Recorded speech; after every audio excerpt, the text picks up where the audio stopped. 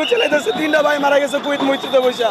আর এক ভাইয়ের মাথায় গুলি লাগছে, এই যে মাত্র নিয়ে আসলাম ভাই এসে।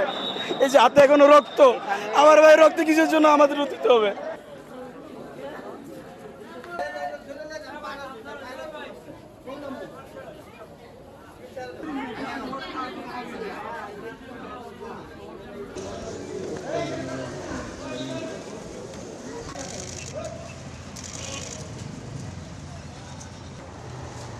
আসেন, হয়েছে, আসেন আসেন আসেন আসেন।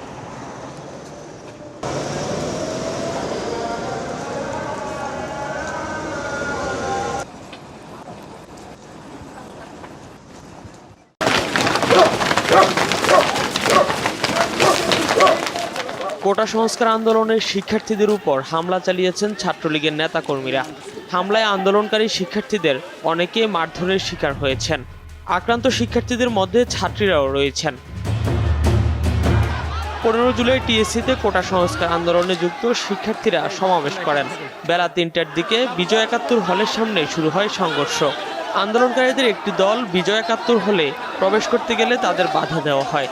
এ নিয়ে ছাত্রলীগের নেতাকর্মীদের সঙ্গে তাদের সংঘর্ষ শুরু হয়।